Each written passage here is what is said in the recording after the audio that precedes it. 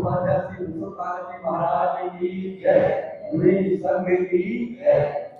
वो चेतनात्मा, हम सभी भगवान पार्श्वनाथ स्वामी के पादमूल में बैठे हुए हैं और उनकी ही देशना आज हमें ग्रंथों के माध्यम से मिल रही है। और ये समाधि तंत्र हमारे उस ध्यान के लिए अवलंबन बने जिससे कि हम पर्याय से थोड़ा ऊपर उठ सके। क्या है? क्योंकि पर्याय नित्य नहीं होती है पंडित जी, पर्याय नित्य नहीं होती है, पर्याय अनित्य होती है। कथनचित नित्यानित्य भी होती है। क्या है? पर्याय नित्य भी होती है, अनित्य भी होती है और कथनचित नित्यानित्य भी होती है। हम पर्यायों को, पर्याय के सुख को ये जीव आत्मा का सुख मान लेता है। क्या है? यहां तक कि बहिरात्मा इंद्रिय सुख को सुख मान लेता है। धन को, सुनना, धन को सुख का कारण मानता है। ध्यान रखना, धन को भी क्या मानता है? यही तो बहिरात्मा पना है। धन सो आत्मा, आत्मा सो धन, धन सो सुख, सुख सो आत्मा। ऐसे ही है ना? क्या है? समझो आप बात को। ये चेतन, चेतन और अचेतन दोनों भिन्न है, भिन्न। कल आपको एक चीज हमने चिंतन की थी और आगमनुसार है, वो आपको बता रहे हैं। ये आत्मा कैसी है? आत्मा कैसी है? चेतन है क्या? चेतन, चेतन। शरीर कैसा है? पुद्गल है ना? ये कैसा है? अचेतन है ना? समझना, ये विजाति पर्याय के साथ रह रहा है। किसके साथ? विजाति पर्याय के साथ रह रहा है। वास्तविकता में व्यभिचार कर रहा है।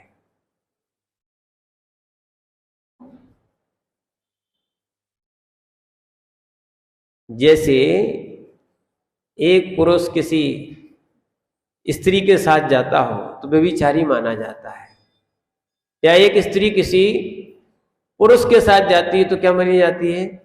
व्यभिचारी होती है। अन्य के साथ जाए तो मानी जाती ना।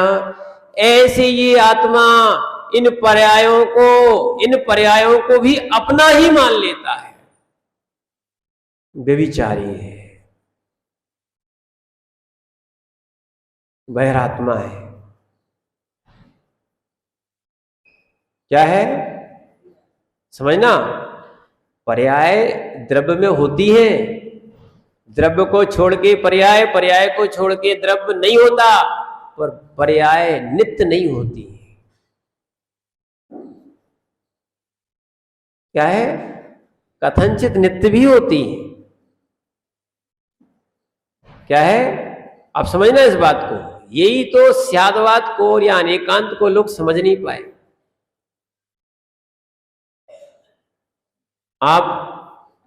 आप विनय भैया जो बचपन में थे वही हो या वही पर्याय है कि बदल गई? वही हो, वही हो कि नहीं हो? वही हो कि नहीं हो? ये लाड साहब कह रहे नहीं हम बच्चे में दूसरे थे तो है। बहुत अच्छी बात है। ऐसा कह देनी ना, घर वाले अंदर नहीं घुसने देंगे, ध्यान रखना। क्या है? हाँ, अब भले ना हो, समझना बात को। लोग घुसने नहीं देंगे। क्या हुआ था? यही तो सुग्रीव का हुआ था। सुतारा और सुग्रीव का क्या हुआ था मालूम है? जैन रामायण पढ़ी थी। वो दूसरा जीव क्या है? सुग्रीव का रूप बन के रख आ गया, घुसने नहीं दिया। समझो, इसीलिए ध्यान रखना, जैसे पर पुरुष को स्त्री घुसने नहीं देती है, ऐसे ही अंतरात्मा परमात्मा पर पर्याय को अपने अंदर प्रवेश नहीं करने देता है। क्या है? बहिरात्मा जो है ये पर्यायों को अपना मान लेता है। समझो, आप एक बार अपना भी स्वरूप समझना चाहिए। हाँ है, कर्म के योग से हम देखो, व्यवहार से शरीर हमारा है, ये नहीं कहना कि पर का है, व्यवहार से हमारा शरीर है। क्या है? स्त्री पुत्र दारा, ये भी जो है ना, ये व्यवहार से उपचरित असद्भुत व्यवहार नए से स्त्री पुत्र दारा मम मेरे है, ऐसा बोलना पड़ेगा। नए समझो, नए से बोलोगे कोई विकल्प नहीं है, पर हाँ तुम अगर नए छोड़ के बोलोगे तो विकल्प हो जाएगा। देखो, ये शरीर तुम्हारा है क्या?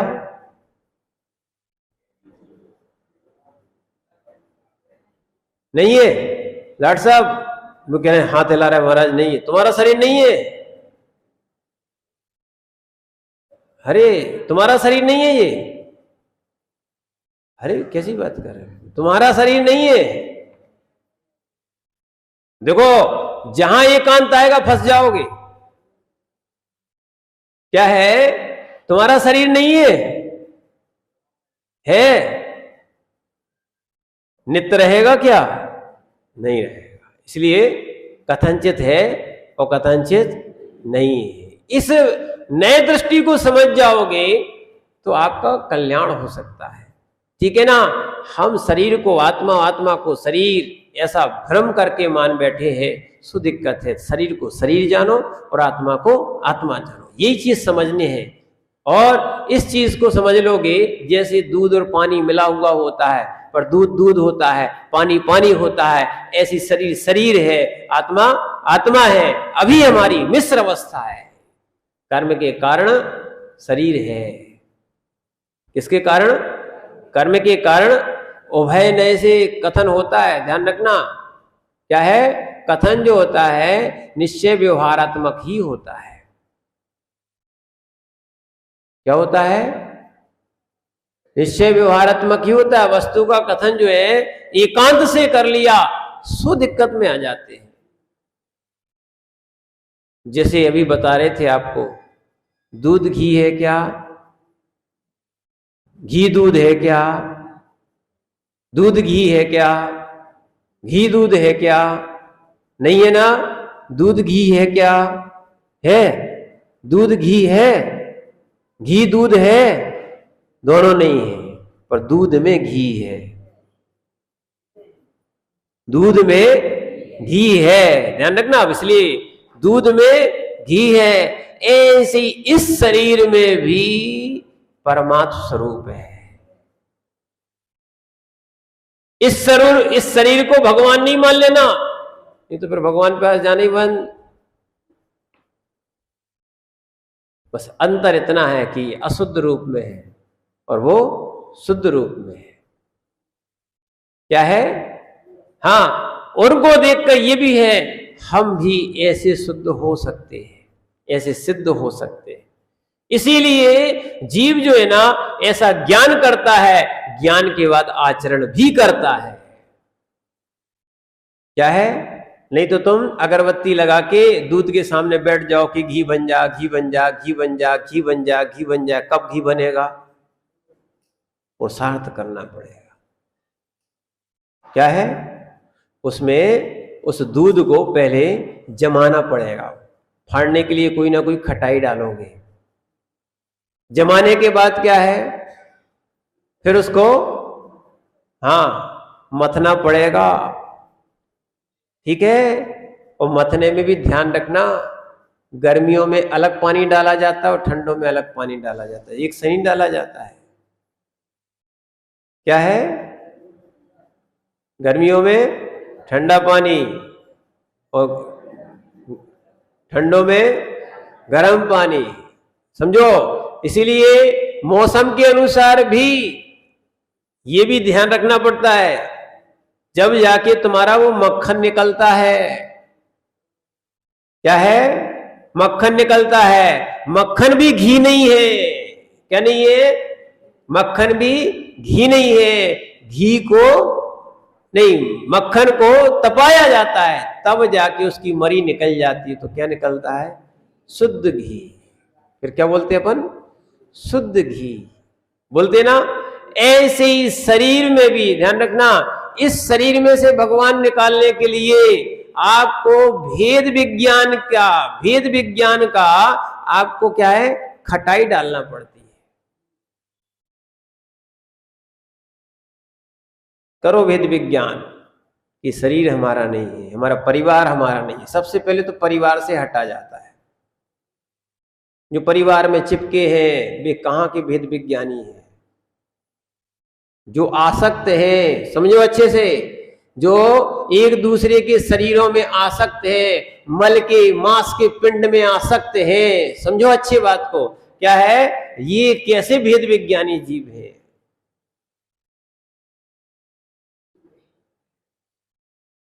और जब भेद विज्ञान डाल दिया जाता है, क्या है? ये तो मांस का पिंड है। कैसा है? मांस का पिंड है। और देखो, साधना तो करना चाहते पर ये संबंधी साधना करने नहीं देते, रागी साधना करने नहीं देते, इसलिए भेद विज्ञानी इनसे हट जाता है और दूध भी फट जाता है। क्या होता है? ठीक है, फिर वो समता में जमता है। क्या होता है? दूध भी समता में जमता है। अगर दही अच्छा ना जमे तो घी नहीं निकलेगा। ठीक है ना? तो इसीलिए वो सामयिक चारित्र में जमता है और उसके बाद फिर उसकी राग द्वेष की मथेनी से अलग होके उसका मंथन चलता है। किसका? श्रुत का मंथन चलता है। ठीक है, श्रुत का मंथन चलता है। जब श्रुत का मंथन चलता है, उसके पास जो विशुद्ध भाव बनते उससे बढ़ता है उसका कोई स्थान, और फिर वो तपस्या करता है, तप करता है, तप करता है। देखो, निर्जरा तो तप से ही होती है। तप सा निर्जरा च, तप से निर्जरा और संवर होता है। शरीर को तपा देता है, बिल्कुल तपा देता है, कठोर कठोर साधनाएं करता है। वैरागी हो गया ना, तत्वज्ञानी हो गया ना, भेद विज्ञानी हो गया, तो क्या करेगा? शरीर को तपा देता है। शरीर में राग नहीं, अन्य शरीर में भी राग नहीं। सबसे पहले तो अन्य शरीरों का राग छोड़ा जाता है। तो जब दृष्टि में विकार खत्म हो जाते हैं ना, समझो आप बात को, दृष्टि में विकार खत्म हो जाते तो विशुद्धि बढ़ती है। ये हम लोगों की स्वानुभव है, प्रैक्टिकल है। उसके लिए बहुत बड़ी साधना करना पड़ती है। परद्रव्यों से मन को हटाया जाता है।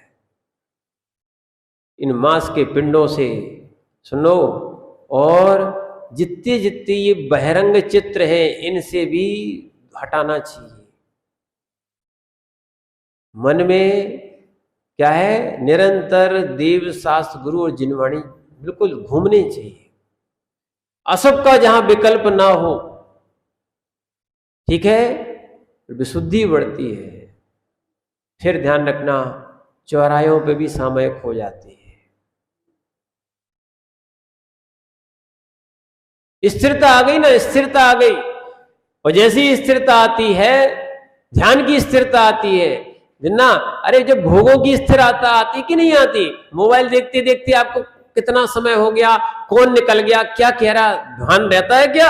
आजू बाजू का तो ध्यान ही नहीं है, इतने लीन हो जाते हो। जब मोबाइल में लीन हो सकते हो तो तुम आत्मा में लीन नहीं हो सकते हो। भोगों का अभ्यास है। किसका? भोगों का अनादिकाल से, सुनना, अभ्यास है, अभ्यस्त है कि हम तुरंत 2 मिनट नहीं लगते उसमें लीन होने में।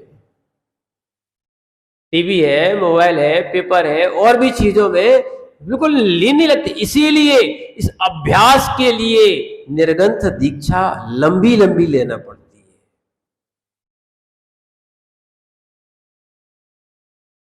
समझो आप बात को। जब तक ये राग नहीं हटेगा, वीतरागता आएगी कहां? एक म्यान में दो तलवारें रहती कहाँ है? क्या है? एक म्यान में दो तलवारें नहीं रह सकती है। ऐसी एक उपयोग में दो उपयोग एक साथ नहीं रह सकती। क्रियाएं चाहे दो नहीं 10 कर लो, 1000 कर लो, क्रियाएं एक साथ खूब हो सकती हैं। अच्छे समझना, क्रियाएं एक साथ बहुत हो सकती हैं। क्रियाएं एक साथ बहुत हो सकती हैं। आप कहते ना हम एक समय में बहुत से काम कर लेते, काम भले कर सकते हो, उपयोग एक ही जगह रहेगा।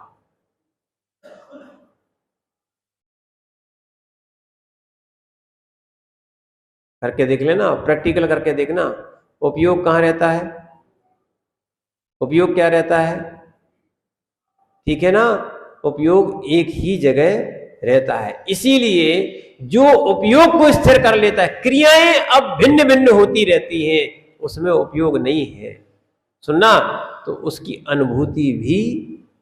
इसीलिए ध्यान रखना, अपने स्वरूप का चिंतन तो करना ही चाहिए। ठीक है, पर्याय है मानते हैं, पर पर्याय को सर्वस्व मान के ना बैठो। क्या है? ये नाम कर्म की ही पर्याय है, मनुष्य पर्याय किसकी है? नाम कर्म से ये शरीर मिला है, इस शरीर में लीन नहीं हो जाना, नहीं तो लोग घंटों घंटों कितने सुंदर है, कितने सुंदर बने, कैसे बने, इसी में आर्त रोध ध्यान करते रहते हैं, रूप का चिंतन करते हैं। स्वरूप को भी तो देख लिया करो। क्या है? इसलिए मनुष्य पर्याय पूर्व कर्म के उपार्जन से मिली। और ध्यान रखना, इस मनुष्य पर्याय में अंदर के भगवान को कैसे प्रकट किया जाता है, ये अंतरात्मा जानता है। क्या जानता है? हाँ, ये भी आवश्यक है। अगर ये निर्ग्रंथों ने या अंतरात्माओं ने, अगर आपने भेद विज्ञान नहीं किया तो 3 काल में भी आपको मुक्ति नहीं मिलेगी। भेद विज्ञान करना चाहिए। मैं मनुष्य ही नहीं हूं अकेला। क्या है? समझ रहे हैं आप बात को? संबंध संबंध है, संबंध स्वरूप नहीं है, संबंध स्वभाव नहीं है। क्या है? जैसे आप माने हो कि अपने आप को आप मान लेते हो, जो नाम आपका रखा वो, या पिता है, पति है, पुत्र है और संबंधी है, मान लिया है। क्या है? मान लिया है। पर जो वास्तविकता में है, कौन? जो परमात्मा स्वरूप हमारे अंदर बैठा है, वो हम मान नहीं पाते। ये बहिरात्मा की यही सबसे बड़ी भूल होती है। क्या होती है? बहुत सारे लोग ध्यान करा रहे हैं, समझो बात को, बहुत सारे लोग ध्यान करा रहे हैं, वो ये कह रहे हैं कि मनुष्य मनुष्य ही होगा, पुरुष पुरुष ही होगा, स्त्री स्त्री होगी, त्रियंश त्रियंश ही होगा। ये सब भटका रहे हैं, सबको भटका रहे हैं। हमें लगता है पूज्यपाद स्वामी जानते होंगे, इसलिए उनने ये गाथा लिखी है कि लोग त्रियंश को त्रियंश मान रहे, मनुष्य को मनुष्य मान रहे, देव को देव मान रहे हैं। ऐसा वो लोग मानने, इनकी मान्यता होती है। ऐसे बहुत से मत है, लोग ध्यान करा रहे, और लोग हजारों लाखों लोग भी क्या करें, मिथ्यामति वाले लोग क्या है, विपरीत श्रद्धान करते हैं। क्या है? अपने स्वरूप का जो है उसका ध्यान नहीं है। लोग विज्ञान को बहुत मानते हैं, वीतराग विज्ञान को नहीं मानते। किसको नहीं मानते? विज्ञान को मानते हैं, पर वास्तविकता में अरहंत की बात को नहीं मानते। जो बताओ, आत्मा कोई नहीं मानता है। वैज्ञानिक लोग, डॉक्टर लोग आत्मा को नहीं मानते। आत्मा नाम की कोई चीज नहीं होती, वो कहते हैं। अब बताओ कितनी बड़ी दिक्कत है। क्या है? जो आदमी स्वयं खोज कर रहा है,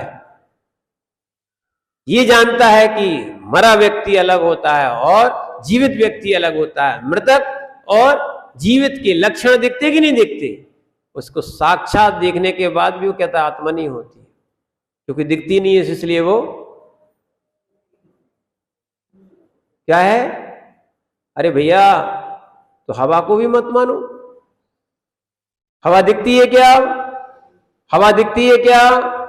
कर्म दिखते हैं क्या? ये भी देख लो, पुण्य पाप दिखता है क्या? मत मानो। पर सामने तो दिखता है, एक आदमी गरीब है, एक आदमी अमीर है, एक आदमी लूला लंगड़ा है और एक आदमी बहुत अच्छा है। ये भी ध्यान रखना, एक आदमी बहुत पढ़ा लिखा हो, बहुत अच्छी पोस्टों पे और बहुत क्या बोलते अपने लक्ष्य को प्राप्त कर लेता है, उसका ज्ञान पुण्य से है। किससे है? पूर्व पुण्य से है। और एक आदमी खूब पढ़ता है फिर भी पुण्य की कुछ समझना चाहिए, कुछ है। क्या है? कुछ बच्चे खेलते खेलते ही निकल जाते बहुत सारी चीजों में, और कुछ व्यक्ति इतने पुरुषार्थ करते हैं, उस पुरुषार्थ करने के बाद भी सफल नहीं हो पाते। तो ध्यान रखना, अकेले भाग्य से, फिर ये जा जाओ, एकांत से तो कहीं कोई सिद्धि होती ही नहीं है। अकेले भाग्य से और अकेले पुरुषार्थ से कहीं सिद्धि नहीं होती है। भाग्य और पुरुषार्थ दोनों से सिद्धि होती है। किससे? भाग्य और पुरुषार्थ दोनों से सिद्धि होती है। इसीलिए ध्यान रखना, इनको लेके ही चलना। ऐसे ही समझ में भी उनकी आती है, या जिनवाणी सुनने भी वो ही आते हैं जिनकी होनहार अच्छी है, पुण्यात्मा जीव है। क्या है? नहीं तो ये 18वें नंबर की गाथा है किसकी? जीव कांड की। उसमें भी लिखा है कि मिथ्या दृष्टि जीव को धर्म कथा न सुहाए। ये प्राकृत में गाथा है, पर ये अनुवाद जो किया है या दोहा बनाया है यही है। मिथ्या दृष्टि जीव को क्या है? धर्म कथा अच्छी नहीं लगती। पक्की बात मान के चलना, भोगों की कथा करवा लो, दिन रात बैठे पूरा हाल खचाखच हो जाएगा, देख लेना आप। तो हाउजी खिलवा लो, तंबोला, या कोई वो डांस वांस रखवा दो कोई।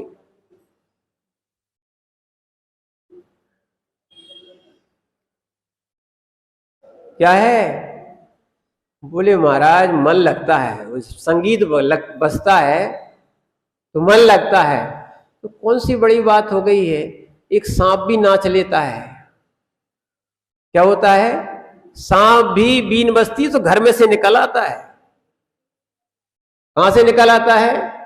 जब सांप बीन बजती है तो घर से बाहर निकल आता है। कोई सपेरा उसके घर में अंदर हाथ डाल के नहीं निकालता है। कैसे निकालता है? बीन से। और तुम अगर बीन से बाहर निकल आते हो, संगीत से बाहर निकल आते हो, तो कौन सी बड़ी बात है? तुमने त्रेंचों की तो उपमा ही की।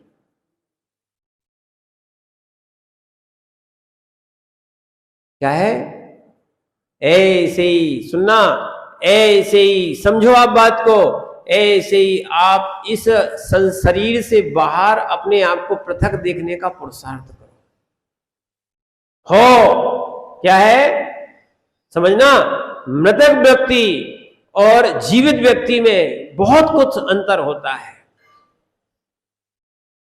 मृतक व्यक्ति में संवेदन नहीं होता, जीवित व्यक्ति में पूर्ण संवेदन होता है। इसलिए आत्मा कैसी होती है? स्वसंवेदी होती है। क्या है? संवेदन करती है। इसलिए उस आत्मा को समझने का प्रयास करो। इस शरीर में आत्मा है और वही नित्य है, वही नित्य है, जिस भी पर्याय में जाएगी। एक और अच्छी बात समझना, नहीं तो आप बात में रोने लगते हो। सुनना, बात में जीव रोने लगते हैं। ये आत्मा कभी मरती नहीं है।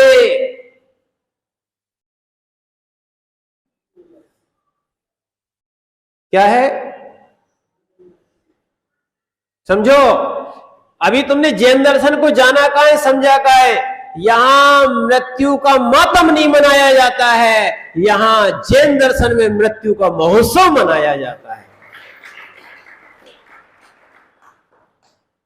हमारे यहां निर्वाण के दिन, भगवान के निर्वाण के दिन लाड़ू चढ़ाए जाते, खुशी मनाई जाती। समझ रहे ना? मातम इसीलिए क्यों? क्योंकि भगवान का मरण नहीं हुआ है, पर्याय छूटी है। तो पर्याय तो छूट नहीं थी, आयु पूर्ण होगी। सुनना, कभी समाधि को या इस चीजों को आत्मघात नहीं कह देना, या क्या बोलते, आत्महत्या नहीं बोल देना। ये सब अज्ञानी जीव हैं। क्या कर सकते हैं? इनको इतनी बुद्धि नहीं है कि संलेखना से मरण को, समाधि मरण को ये क्या बोलने लगते हैं? आत्महत्या बोलने लगते हैं। और सुन लो, किसी आत्महत्या का नाम समाधि भी नहीं है। क्या है? समाधि का सीधा सीधा नाम है कि जहां प्राणों का वियोग हो रहा हो, धर्म ध्यान के साथ व्यतीत किया जाता है। इसके साथ धर्म ध्यान के साथ प्राणों को छोड़ना, इसका नाम समाधि है। धर्माय तनु विमोचन माहु संलेखना मार्या, ऐसा आचार्य भगवान समंतबद्ध स्वामी ने लिखा है, रत्नकंठ श्रावकाचार्य। धर्माय तनु विमोचन, धर्म ध्यान के साथ शरीर को छोड़ना। शरीर को तो सब छोड़ते हैं, ऐसा कौन सा जीव है जो नहीं छोड़ सकता है, नहीं छोड़ता हो? ठीक है, छोड़ना तो पड़ता ही है, ठीक है ना। पर ज्ञानी जीव प्राण निकलने के पहले शरीर से ममत्व छोड़ देता है, और अज्ञानी जीव प्राण निकलने तक भी उससे ममत्व नहीं छोड़ता। समझो, ये देह जलना है। वर्णी जी ने इसको लिखा है कि ये कड़वी तुमड़ी के समान है। क्या है? कड़वी तुमड़ी के समान है, कोई काम की नहीं है, पर हाँ, वो कड़वी तुमड़ी से समुद्र पार या नदी पार हो जाती है। ऐसी भव पार करने के लिए, इस संसार से पार होने के लिए, ये शरीर मात्र अपनी कड़वी तुमड़ी के समान है, पर ये शरीर ही मेरा स्वरूप नहीं है। इसलिए पर्याय का सुख के पहले आत्मा का सुख का भी चिंतन करो। पर्याय के लिए पंखे लगा लिए, पर्याय के लिए चटाई बिछा ली, पर्याय के लिए अच्छा अच्छा पहना लिया, खिला लिया, खूब सोने से लाद लो। क्या है? ध्यान रखना, फिर भी सिद्धों जैसे परिणाम नहीं बन पाएंगे। क्या है? बन जाएंगे क्या? बन जाएंगे क्या? सुन लो भैया, ये इंद्रिय सुख आत्म सुख नहीं है, इंद्रिय सुख आत्म सुख नहीं है। और भी बहुत ज्ञानी लोग समझ ले, ये जो जितना बाहर का ज्ञान है ना, क्या है, कोई चाहे इंजीनियर बन जाए, चाहे कोई बड़ा बड़ा क्या है, कोई बड़ी बड़ी उपाधियों को ले ले, सुनना, ये लौकिक ज्ञान, बहिरंग ज्ञान आत्मज्ञान नहीं है। आत्मज्ञान है, लौकिक ज्ञान आत्मज्ञान नहीं है। इसलिए लौकिक ज्ञान से, विभूतियों से, सिद्धों की विभूतियों की आप तुलना नहीं कर सकते। क्या है? पर है सब प्रत्येक आत्मा के अंदर वो अरहंत सिद्ध आचार्य उपाध्याय साधु ऐसे अंतरात्मा परमात्मा स्वरूप बैठा है। पर आप बहिरात्मा स्वरूप छोड़ो तो, पर किसी को क्या है, जिनवाणी सुनने के लिए, प्रवचन सुनने के लिए, भगवान की पूजा करने के लिए समय कहाँ है?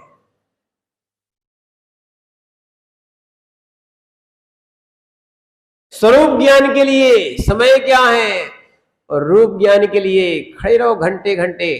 कहां? ब्यूटी पार्लर में।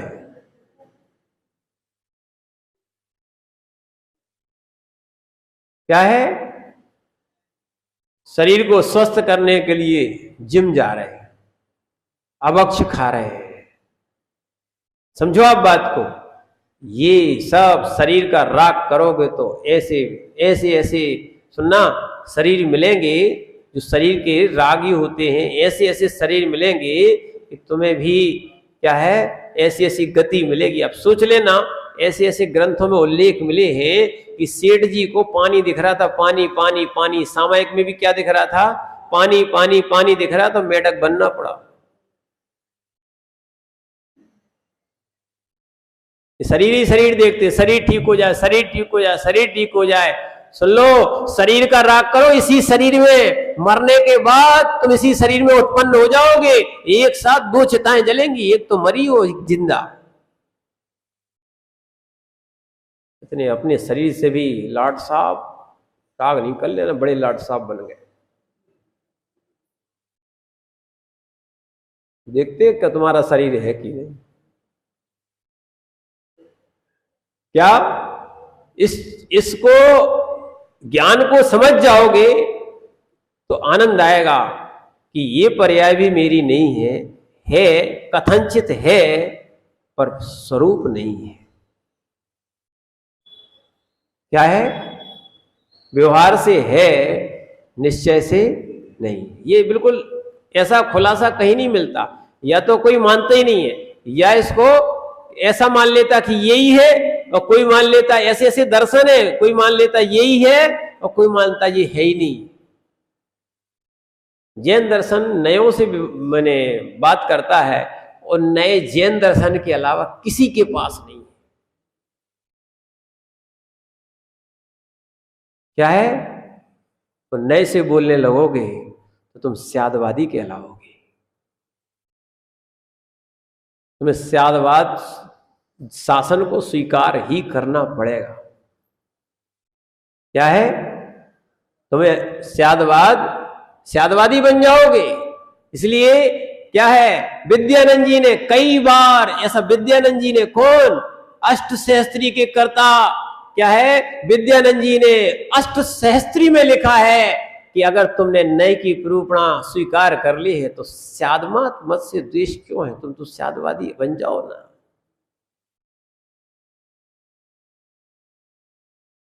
कष्ट सहस्त्री कहते हैं, पर वास्तविकता में ये न्याय सही न्याय करता है। क्या है? न्याय ये है सही न्याय।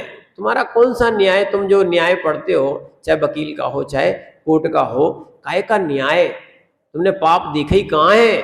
पाप तो मन से होता है ना, तन से तो अपराध होता है। अपराध की सजा इस क्या है लोक में मिल जाती है।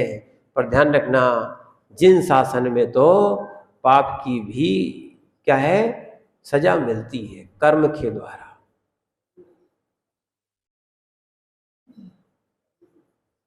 क्या है? नहीं मालूम?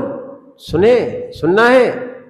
सुनो कि हिंसा नहीं करने वाला, मात्र मन से करने वाला भी नरक जाता है। नहीं सुना? नहीं सुना? सुनो, एक महामच्छ होता है जो स्वयंभू रमण समुद्र में रहता है। मच्छ यानी मछली, 500 योजन चौड़ी और 1000 योजन लंबी। कितनी बड़ी हो गई? क्या है? अब लोग कहते हैं महाराज जी कौन सी बातें सुनाते आप, कभी होगी? हाँ, जब बेल मछली इतनी बड़ी हो सकती है, होती है कि नहीं होती है?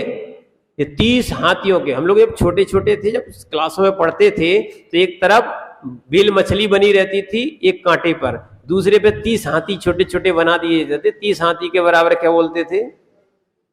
देखी थी ऐसी? क्या है, हम लोग की पुस्तक में थी छोटे में पहले में। तो ऐसे ही हाथी से भी बड़ी क्या होती है? वेल मछली होती है। ऐसी वो तो यहाँ की है स्वयंभू रमण समुद्र में। कहां पर? स्वयंभू रमण समुद्र में। 500 योजन चौड़ी और 1000 योजन लंबी एक होता है मच्छ यानी मछली, ठीक है ना? और जब वो सोती है तो उसका मुख खुल जाता है। तो बहुत सारी, अब देखो जब इतनी बड़ी है तो मुख कितना बड़ा होगा? बहुत सारी मछलियां अंदर आती हैं और चली जाती हैं। उसके कान में रहता है एक तंदुल मच्छ। कौन रहता है? कान में रहता है। तंदुल यानी चावल, चावल बराबर एक मच्छ, और खाता क्या है वो भी? कान का मेल। क्या खाता है? कान का मेल खाता है। पर ध्यान रखना, वो सोचता है कि हम कहीं मच्छ होते, कौन? महामत्स्य होते तो एक को नहीं छोड़ते। सुन लो, ये भावों की दशा की बात बता रहे। अगर हम अध्यक्ष होते, मंत्री होते, समझना, कई लोग ऐसे नहीं बोलते, हम प्रधानमंत्री होते, क्या है, या राष्ट्रपति होते या मुख्यमंत्री होते, सर अब क्या है, विचार है, बना लो, है ना। तो अपन ऐसा करते। अब जब होगे सो होगे, जब करना, पर अभी से क्यों ऐसे रसगुल्ले खा रहे हो भैया? तो जो लोग ऐसी बातें करते हैं, सुनना, जो लोग ऐसी बातें करते हैं वो ये समझते हैं कि हमें कोई पाप नहीं लगता है। उस मत्स्य से पूछो कि वो महामत्स्य 7वें नरक जाता है सो जाता है क्या? तंदुल मत्स्य भी 7वें नरक जाता है। वो भी नरक गया, जबकि खाया नहीं था। सुनना, ना बच्चों से कहना, न बड़ों से कहना, नहीं तो लोग भजिए के आकार के, हमने घोड़ा खा लिया, कोई कहता हाथी खा लिया। अभी सुन लो, बहुत सी चॉकलेटें आने लगी हैं। क्या है? बहुत सारी चॉकलेटें आने लगी हैं, वो भी क्या होती हैं? उनके आकार को खाते हैं। आपको मालूम नहीं है, संकल्पी हिंसा का दोष लगता है। और सुन लो अच्छे से, नई बात और क्या है? कहते पर्याय को मारने से क्या होता है? ध्यान रखना, जो बच्चे कार्टून फिल्म देखते हैं, वो गेम खेलते हैं जिनमें एक दूसरे को गोली मारी जाती है, एक दूसरे का मर्डर किया जाता है, या एक दूसरे को खा लिया जाता है, ये भी संकल्पी हिंसा का दोष लग रहा है, बच्चों तक को लग रहा है। समझ रहे ना आप बात को? इसीलिए भावों की दशाओं की भी क्या है? कर्म बंद होता है और उसको भोगना पड़ता है। इसलिए भावों को संभालने की बहुत आवश्यकता है। मात्र पर्याय को मात्र देखो, उसके अंदर बैठी भगवान आत्मा जो है उसको भी देखने का प्रयास करो, वो कैसी है। तो पुरुषार्थ सिद्धि उपाय में लिखा है, अरस अरु अवगंधम अवत्तम चेद गुणाम सद्धम जान अलिंगम गैणम जीव जीव जीव जीव मसिद्धमत्थाणम। ये तो समय सार की और प्रवचन सार आदि की है, समझना। और पुरुषार्थ सिद्धि उपाय में कही है क्या?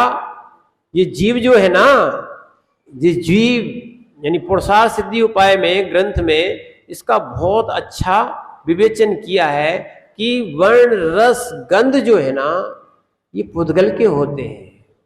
किसके होते हैं? किसके होते हैं? अस्ति पुरुष चिदात्मा विवर्जिता स्पर्श रस गंध वर्ण। ये आत्मा जो है ना, स्पर्श रस गंध वर्ण से रहित है। ये पर्याय भी, अब इसी विषय पे आ जाओ, ये पर्याय भी जीव नहीं है, आत्मा नहीं है। इसलिए शरीर का सुख तो बहुत देख लिया, कर लिया, आत्मा के सुख की भी कहीं चिंता करो। कोई व्यवस्था बनाओ, कोई ऐसा पंखा लगाओ जिससे उसमें ठंडी लगे, गर्मी ना बढ़े, कसाय ना भड़के, क्या है, परिणामों में समता रहे, समभाव रहे। आज एक चिंतन बन रहा था, वो सत्य था। आज हम लोग जंगल जा रहे थे, पर्वत पे जा रहे थे। कहाँ? सुबह याद आ गया, ठीक है, बहुत सारे लोग वहां पे जाने लगे हैं। तो वहां क्या देख रहे थे कि अब गर्मी पड़ने लगी है तो चींटियां जो है ना, केंचुए को पकड़ती हैं। वेदन करना कि हम केंचुए हैं, वो चींटियां पकड़ रही हैं। क्या अपन नहीं रहे क्या उन पर्यायों में? रहे।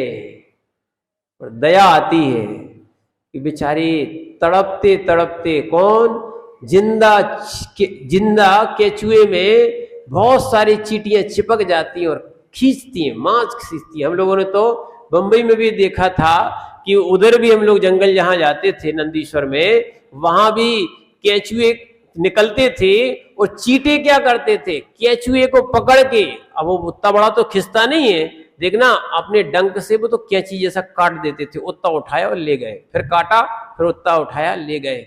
आप वेदन करो कि कैसी वेदना होती होगी। हम तो बहुत सारा यही काम करते रहते थे। हम तो ये पानी डाल डाल के उनको अलग करते थे, कहीं उनको उठा के अलग कर देते थे, जितना बच जाए तो अच्छा है, ऐसा प्रयास करते थे। तो ये वेदन करो कि हम जो है ना ऐसी दशा में है, तो बताओ अब बेचारा केचुआ क्या करे। वो भी कई बार तो देखा है पड़ा रहता है, अब खींच लो, क्या कर सकते हैं। क्या है, देखना कभी आपने छोटे छोटे जीव देखे हैं जो लाइट में निकलते हैं, चींटे चींटियां, एक एक अवयव जिंदा के पकड़ पकड़ के, जैसे ऑपरेशन में नहीं करते अलग से निकाल देते हैं, ऐसे पूरा है ना खुला ऑपरेशन चलता है, समझना। ऐसा वेदन करो, फिर भी वो क्या करते, कई बार तो डले रहते, हम लोग भी देखते रहते, बचाने का प्रयास करते, पर क्या करें, नहीं बचा सकते हैं, ठीक है ना। तो अब वो लोग पड़े रहते हैं, अब जो हो रहा सो होने दो, जो है सो है, ठीक है। समतामय परिणाम बना लोगे, मरना ही है, क्या कर सकते हैं, कितने ही भागोगे, सब पकड़ लेते हैं। ऐसे ध्यान रखना, यहां भी हम कसायों में, विषयों में ना जो भाग रहे हैं या चारों तरफ से कर्म में पकड़ रहे हैं, अगर हम समता बढ़ा लेंगे, क्या बढ़ा लेंगे, समता बढ़ा लेंगे, तो हमारा आत्मकल्याण प्रारंभ हो जाएगा। परवश में किया कि नहीं किया, केचुए की अवस्था में चींटियां काट रही थी या जीव बने थे तब दूसरे जीव खा रहे थे या खींच रहे थे, क्या कर सकते थे, कुछ नहीं, अब जो है सो है। देख लो ना, बहुत सारे छोटे छोटे पौधे उत्पन्न हो गए बरसात में, अब गर्मी पड़ने लगी है, नहीं मिल रहा पानी, बेचारे वहीं के वहीं सूख जाएंगे, क्या कर सकते हो, कुछ कर सकते हो क्या, बेबी क्या कर सकते हैं। अब वो केचुए तो नहीं है कि भाग सके, क्या करेंगे, सूख जाएंगे। जब अपन एक इंद्रिय आदि की पर्याय में या रहे हैं और इसमें समता से अब नहीं मिल रहा पानी तो आराम से, तो ऐसी अगर इस मनुष्य पर्याय में समता धारण कर लेंगे, नहीं खाओ रात में, क्या है, चातुर्मास का समय चल रहा है, सुन लो, वो चातुर्मास के दिन बताना था, क्या है, जो भी श्रावक, सुनना, जैन श्रावक है वो इन चातुर्मास में हरी पत्ती का उपयोग ना करे 4 महीने, पक्की बात, अगर स्वस्थ रहना चाहता है और अहिंसा से रहना चाहता है तो।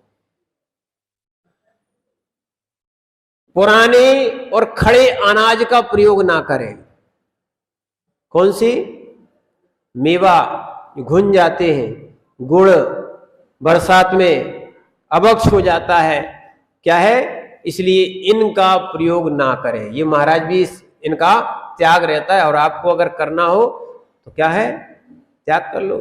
छोटे छोटे से बच्चों ने कल, कई लोगों ने तो 4-4 महीने तक के लिए रात्रि भोजन छोड़ दिया,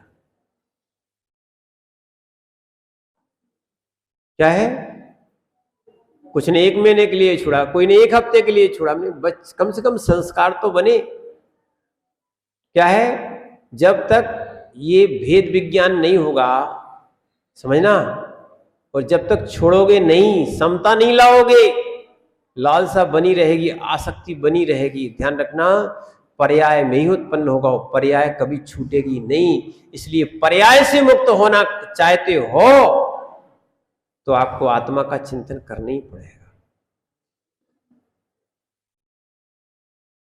मात्र पर्याय का सुख नहीं, आत्मा को भी सुखी बनाने का प्रयास करो।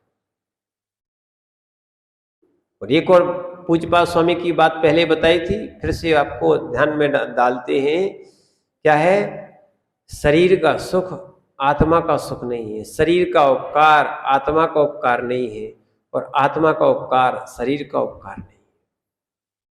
यज्जीव सपकाराय तद्देह सपकारकम, यद्देह सपकाराय तज्जीव सपकारकम।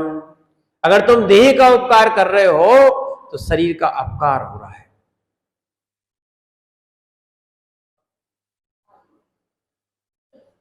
क्या है? आत्मा कहो। इसीलिए अच्छे समझना, आत्मा का उपकार करोगे तो शरीर का उपकार नहीं हो सकता, और शरीर का उपकार करोगे तो आत्मा का उपकार नहीं हो सकता। शरीर की सुंदर बनाने से आत्मा सुंदर नहीं होगी। क्या है? इस शरीर पे तिलक लगाने से आत्मा को तिलक नहीं लगेगा। तो मान की और कसाय की पूर्ति होती है। क्या है? हम भी अपने आप को सुनाते हैं कि शरीर को ऊंचा बिठाने से कोई तुम ऊंचे नहीं बैठ जाओगे, परिणामों से गुणस्थान से ऊंचे होना चाहिए। समता आना चाहिए, विशुद्धि आना चाहिए, संक्लेशताएं छोड़ो। क्या है? संक्लेशताएं छोड़ो। क्या है? जब तुम्हें शब्दों का घात ऐसा लग जाता है कि इसने ऐसा कह दिया, इसने ऐसा कह दिया, इस शब्दों का घात भी छोड़ो, ये भी पौद्गलिक है। क्या है? बहुत से निमित्त मिलेंगे, कर्म हमारा ही होता है। सुनना, बहुत से निमित्त मिलेंगे, कोई गाली देने वाला, कुछ कहने वाला, पर ध्यान रखना कर्म उदय हमारा ही होता है। किसका होता है? कर्म उदय हमारा ही होता है। अगर हमारा कर्म उदय ना होता तो पर में सामर्थ्य नहीं कुछ कह ले। इसलिए ध्यान रखना, पर को मिटाने का भाव नहीं रखना। कर्म को मिटा दोगे पर कुछ क्या कह पाएगा। इसीलिए अरहंतों ने क्या है? कर्म पर विजय प्राप्त की है। अरहंतों ने कर्म को नाश किया है। किसको नाश किया है? क्या है? कर्मों को नाश। जब कर्म ही नाश हो जाएंगे कुछ बचेगा क्या? ठीक है ना? इसलिए यहां इस बात को समझना है कि अकेले पर्याय को सुखी बनाने से आत्मा सुखी नहीं होती। पर्याय दुखी बनाने से आत्मा दुखी नहीं होती। नहीं तो कई लोग सोच लेते हमारी आत्मा ने शरीर दुखी है, हमारा धर्म ध्यान कैसे हो सकता? ऐसे ही है कि नहीं? क्या है? वो कई जगह कहा भी है, भूखे भजन होए ना गोपाला, जाधरी कंठी और जाधरी। ध्यान रखना, ये जैन दर्शन नहीं है। यहां तो उपसर्ग होने के बाद भी केवल ज्ञान होता है।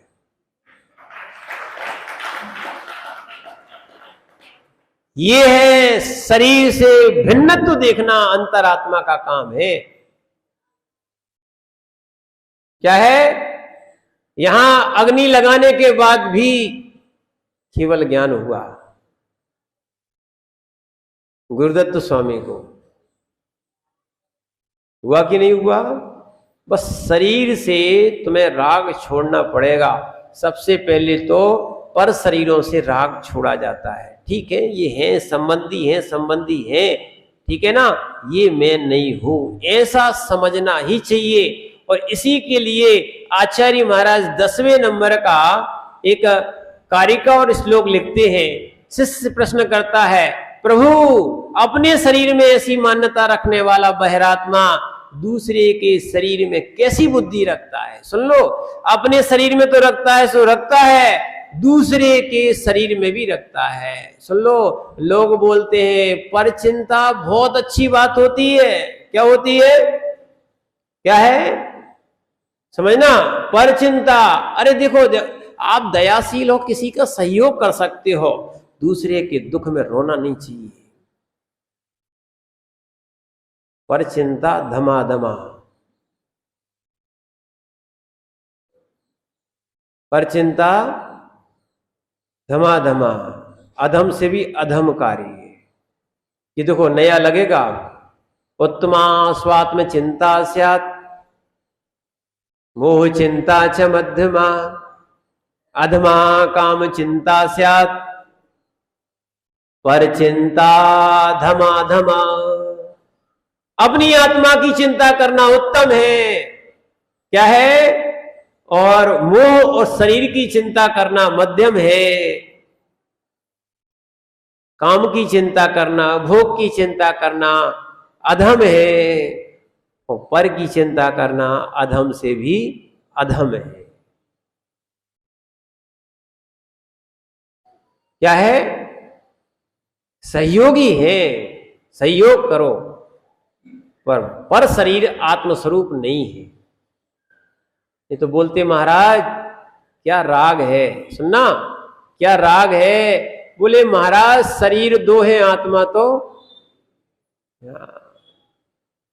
क्या बोलते हैं, शरीर दो है, थोड़ी सी विषय की पूर्ति ना हो, कसाय की पूर्ति ना हो, फिर देखो है ना, बेई सुनना, बेई देवी है ना ज्वालामुखी बन जाती है।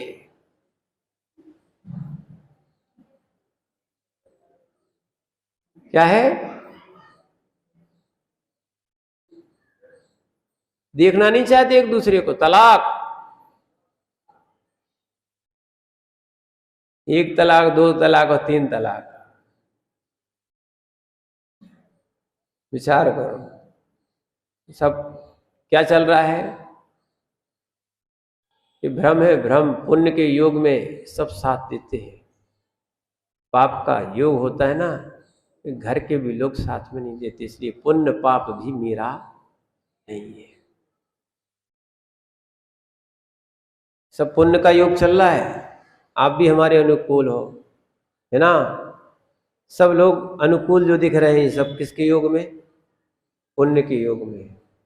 पाप के योग में तो कोई किसी को दिखते ही कहाँ है, घर वाले छोड़ देते भैया। इसीलिए ध्यान रखना, यहां पर आचार्य महाराज 10वें नंबर के श्लोक में कह रहे हैं, आचार्य भगवान उत्तर दे रहे हैं, बहिरात्मा दूसरे के शरीर में कैसे बुद्धि रखता है। क्या है? बहिरात्मा दूसरे के शरीर में कैसे बुद्धि रखता है? स्वदेह सदृशम दृष्ट्वा,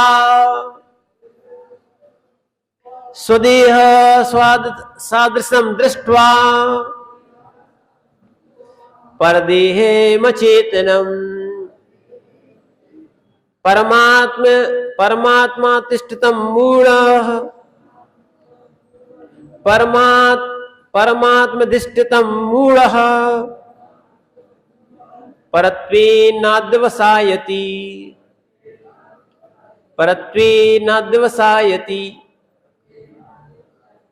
परत्वेनाद्वश्यति। यहां पर आचार्य महाराज कह रहे अज्ञानी बहिरात्मा, मूढ़ यानी क्या होता है?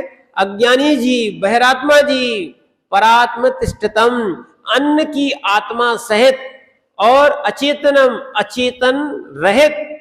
क्या लिखा? अचेतनम माने चेतन रहित, परदेह दूसरे के शरीर को, स्वादेह सदृशम अपने शरीर के समान क्या मान लेता है? परदेह को भी क्या मानता है? अपने शरीर को समान। बोले इनको अगर पीड़ा होती है तो हमें पीड़ा होती है। कुछ नहीं है, राग बोल रहा है, राग क्या बोल रहा है? राग। ठीक है, समय अपना हो गया, अपन और देखते हैं। और वचनादि व्यवहार करता हुआ दृष्टवा देखा जाता है, परत्वेन पर का आत्मा माने पर को आत्मा मान लेता है। अपनी आत्मा किसको मान लेता है? बोले हमारे प्राण तो जैसे वो राजा के नहीं थे, तोता में थे, काय में थे, तो ऐसे कई के प्राण कई धन में होते हैं, कई स्त्री में होते हैं, कई पुत्र में होते हैं, कई के प्राण कहीं कहीं के होते हैं, और कई लोग इसलिए क्या है उनके कारण अटैक आ जाता है। ये सब मोह दशा है, बहिरात्म दशा है, कि जो क्या करता है? परचिंता धमाधमा क्या मानता है?